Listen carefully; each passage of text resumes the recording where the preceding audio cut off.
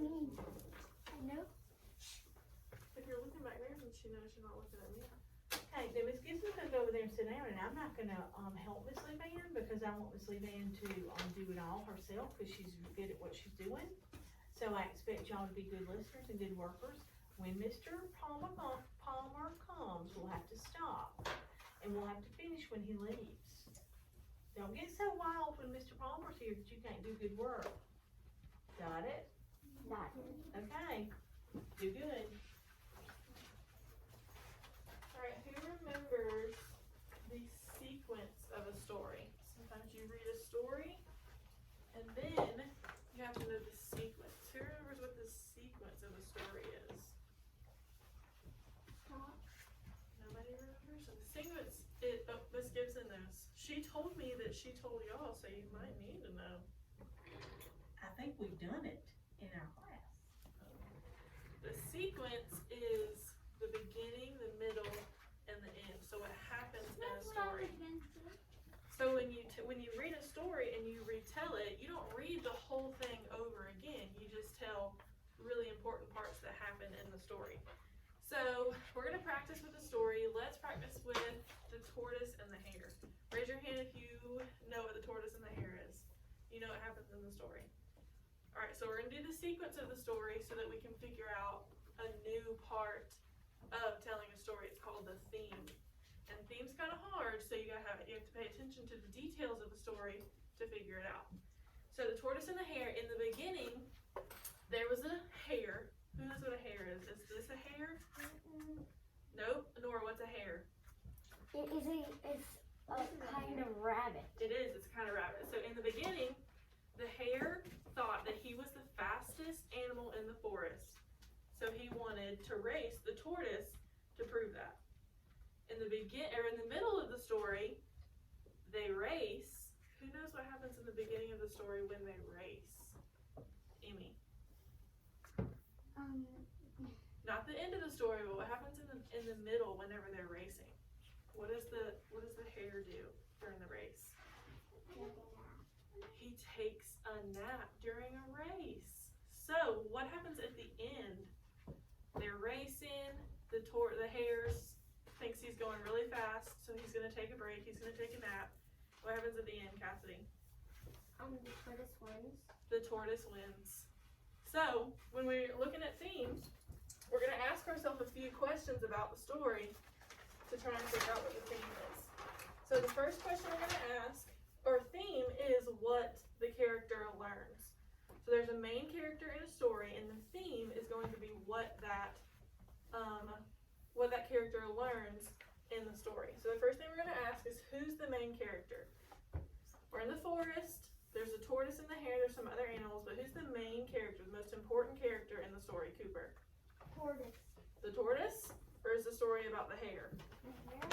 The hare. Yep. It's kind of hard because they're both really big characters, but the most important character, the one that learns something, is going to be the hare. So what does the main character want to do in the story? What does he want to do, Stella Grace? He wants to win. He wants to win, alright? So we know that the main character is the hare. We know that he wants to win. But what happens to the main character in the story? London. He goes to sleep, and then what happens at the end? What happens to him at the end of the story? Does he win or lose? He loses. So he wants to win, but he loses. So in the story, this is what's gonna help us with the theme. What does the main character learn from everything that happens to him in the story? What does he learn? And in the story doesn't always tell you what the theme is.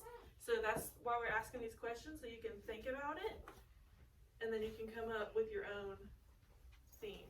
What does he learn in the story, Andrew?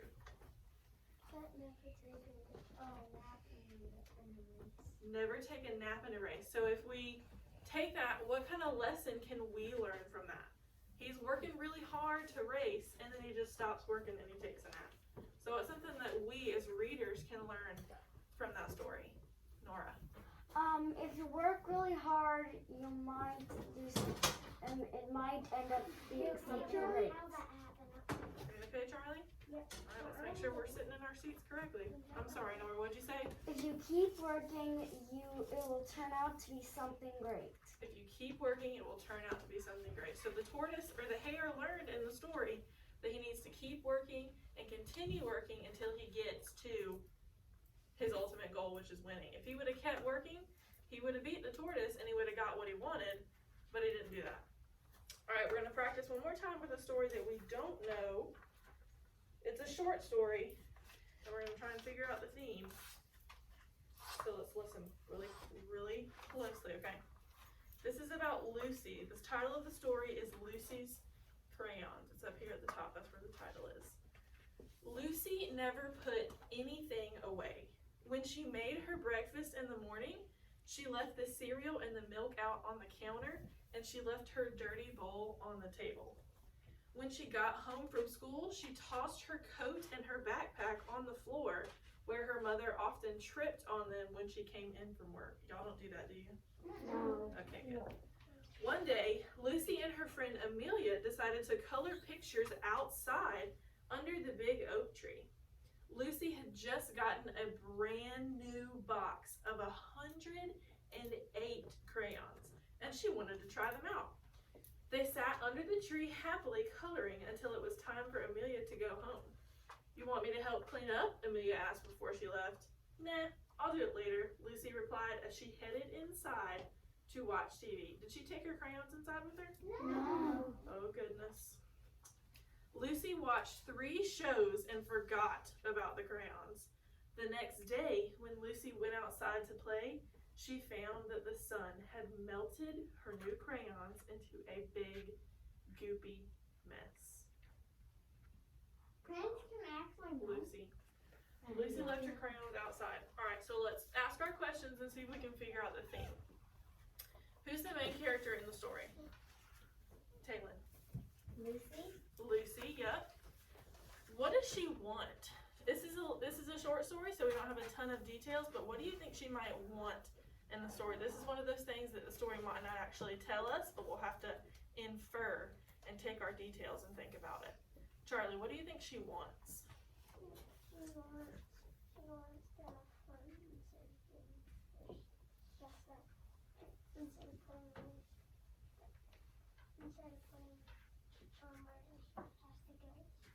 Yep, so this didn't tell us this in the story, but Charlie's thinking that she doesn't put her stuff away because she wants to go and play instead of doing what she's supposed to do.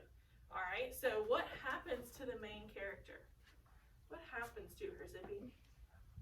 She left her crayons outside when she was watching, and then decided to melted it. She left her crayons outside and they melted it. So, from all of that information that we're thinking about from the story, what do we think the character learned? What is the theme of that story? Stella Grace. Never leave stuff outside and never leave stuff inside the slime. Right. She needs to learn to take care of her stuff so that when she wants to use it the next time, she has it. And also so her mom doesn't keep on tripping. Yeah, I bet her mom doesn't like that, does she? All right, so we're going to read Spookly. Raise your hand if you have read the book Spookly. Good, so you know some details about the book. We're going to try and figure out the theme.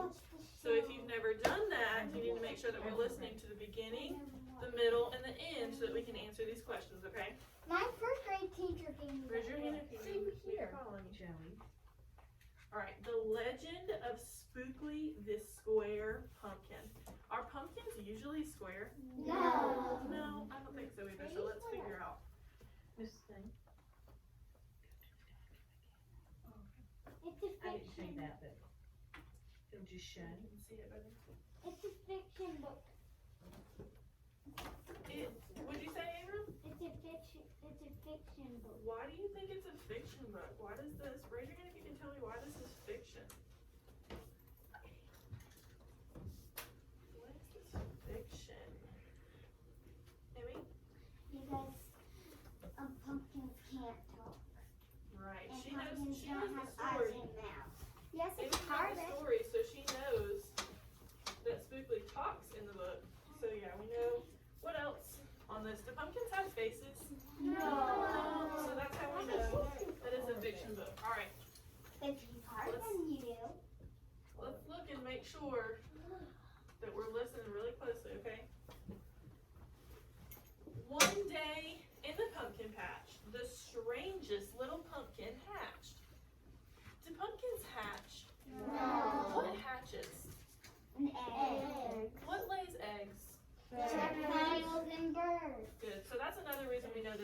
because pumpkins don't hatch. What do pumpkins do? Are they born from mammals? No. What do they do, Kaylin? Grow? They grow. Okay, let's read.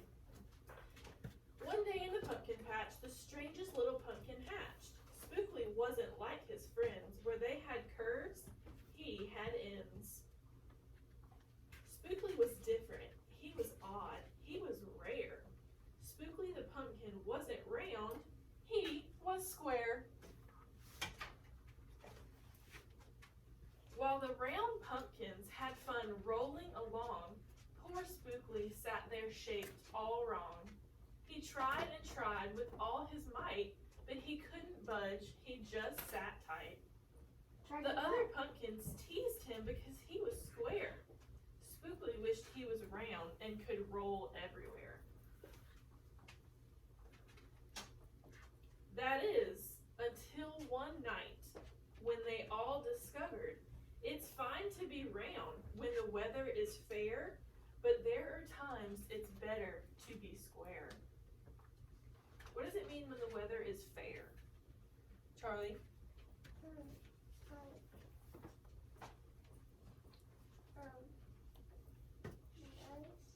Right, it's another word for good weather.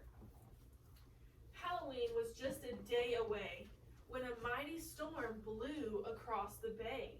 It tossed the round pumpkins to and fro. It snapped their vines, then off they'd go. Bouncing left, slamming right, banging, bashing, what a sight! Spookly sat there, filled with fright, but glad to be square that night. Why is Spookly glad that he's square? He's the only one. He was upset in the beginning, but now he's glad that he's square. Elise, why is he glad he's square? Because the wind can't blow him away. Right, he's not round. He has a flat bottom, so he's not blowing around in the wind while all his other pumpkin friends are. Oh, goodness. Yeah, that's one. That doesn't look good. That might be a fun. Suddenly, the fence gave way. 3 pumpkins rolled out and into the bay. The bay is a part of the ocean, so they're rolling into the ocean. That's dangerous. That is dangerous. Spookly knew what must be done. It was up to him. He was the one. He teetered, he tottered, he tipped, he tried, and finally flipped. He was on his side.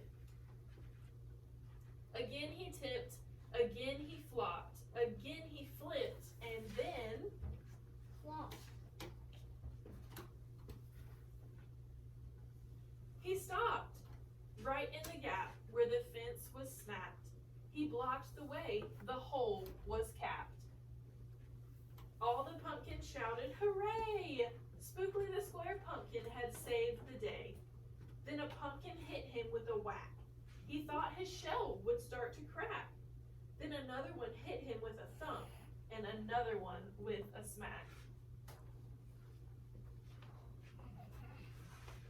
Then one by one, a ton of pumpkins piled on the stack.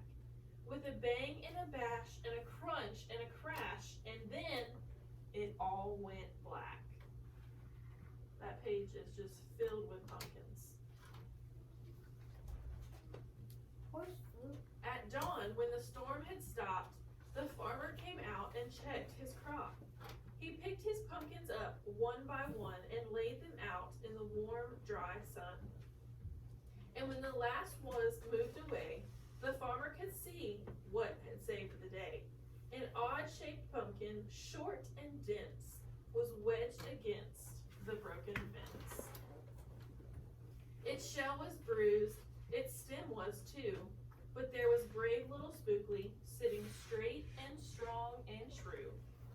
Right then and there, the farmer knew, of all the seeds he'd ever sown, Spookly's were the most special that had ever grown. And the next year, when it was time to sow, he sowed the seeds in every row. He watered and weeded and watched them grow. And oh, that morning, about mid-June, when the pumpkin patch began to bloom, there were tiny pumpkins everywhere, hundreds and hundreds, most of them square. But some were cubes, some rectangular, some were flat. There was a bed of bright red ones and 2 rows of blue. There were polka dot pumpkins and rainbow ones too. There were thousands of colors and hundreds of shapes. Oh, what a garden variety makes. Now every year on Halloween, Spookly's Patch is quite a scene. People come from far and near to see what wonders grew that year. They stop, they gawk, they gaze, they stare. Then they pick a pumpkin that's round, triangular, or perfectly square. Now you know the story of how Spookly grew. Maybe someday you'll tell someone too. And they'll go tell someone who'll go tell another. And maybe one day we will all discover you can't judge a book or a pumpkin by its cover. Alright, so we're going to fill out this sheet. We're going to do the same thing that we've been doing. It's got beginning, middle, and end, and then the theme. So we're going to do the beginning and the middle together, and then y'all are going to try to figure out the end and the theme. So while I'm passing these papers out, think about what happened in the beginning, what happened in the middle, and what happened in the end. Thank you.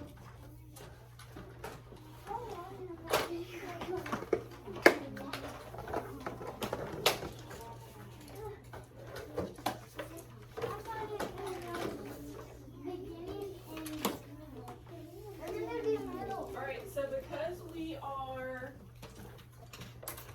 not taking sentences straight from the book, we're going to take details and make our own sentences. All of ours might be different, but they all need to tell the same thing, okay? So let's practice. Let's try the beginning. What happened in the beginning of the story? So you're going to want to think about the whole story and put it in 3 parts. What happened in the beginning? What happened in the middle? What happened in the end? So who can tell me what happened in the beginning? Charlotte. That all the other pumpkins were square, but one Spookly hatched something. He didn't look like everyone. Right, so we had a garden, and there was a square pumpkin in the garden, right? And he looked different from everybody else. So what we're going to write in the beginning is a square pumpkin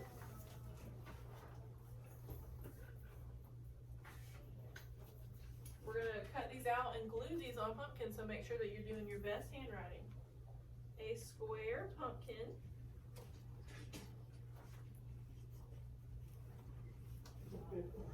grew. Grew is the word grow, but it's already happened, so it's past tense.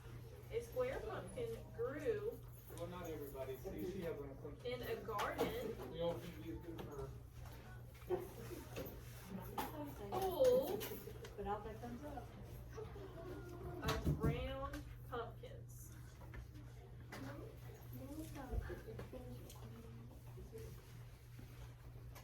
A square pumpkin grew in a garden full of round pumpkins.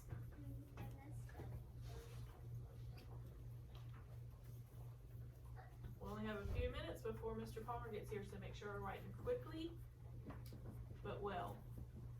A square pumpkin grew in a garden full of round pumpkins. So he Spookly knew that he was different than all the other pumpkins.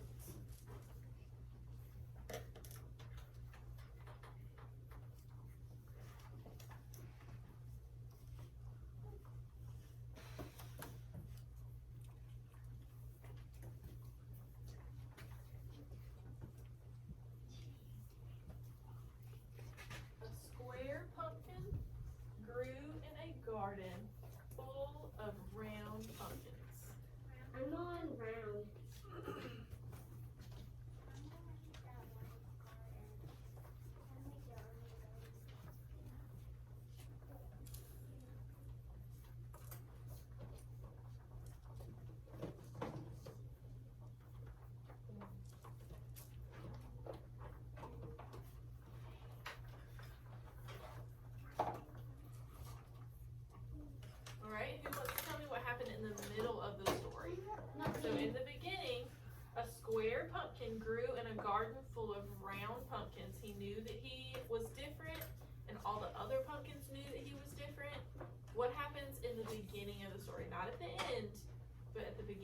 something happens in the beginning.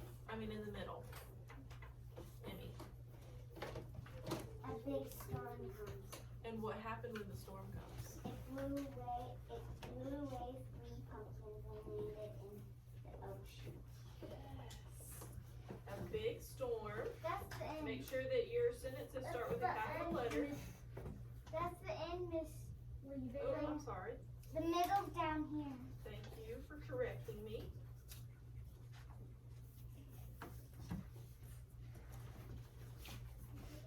A big storm. Y'all can try to, you don't have to copy mine. Try to spell these words by sounding them out. You don't have to copy straight from me. A big storm We did superstorm, so we know how to blew 3 pumpkins. And instead of writing the number 3, I'm gonna write the word because there's different ways to write a number. A big storm blew 3 pumpkins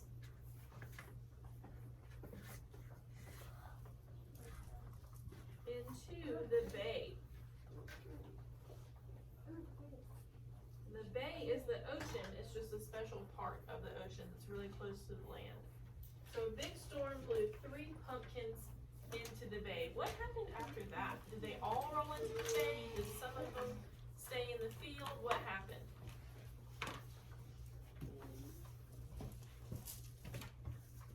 A big storm blew 3 pumpkins into the bay.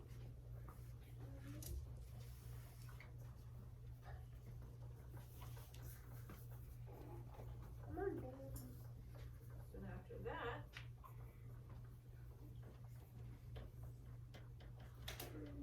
Spookly saved the day.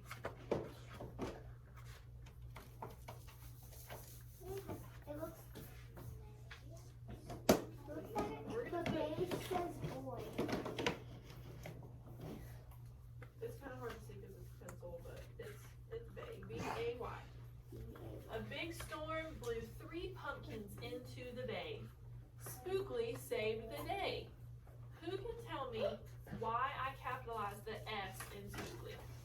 Other than it being the first word in a sentence.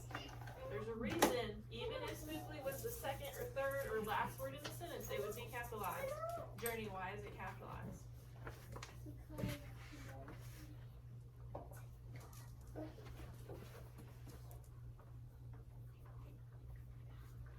It's a special type of something.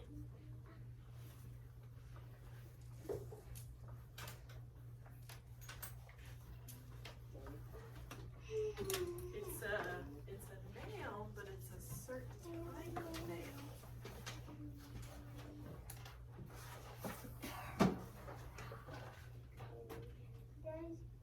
What kind of nail is Spookly? Because I can't see the Journey's gonna tell us. I know. Proper noun, yeah. Spookly's not just a pumpkin. Spookly is the name of a pumpkin, so he gets a capital letter. Good job. So in the beginning of the story, we have a square pumpkin in a garden full of round pumpkins. In the middle, a big storm blew 3 pumpkins into the bay, but Spookly saved the day. Alright, there's something that happens at the end of the story. You guys are gonna figure it out all by yourselves. So, right, what happened at the end of the story? Y'all are gonna do the theme by yourselves. Oh, Mr. Palmer's here. Put your papers in your work folder, and we'll finish it after. In our work folder. Can we put them under our pencil box? That's fine if you don't need that space for music.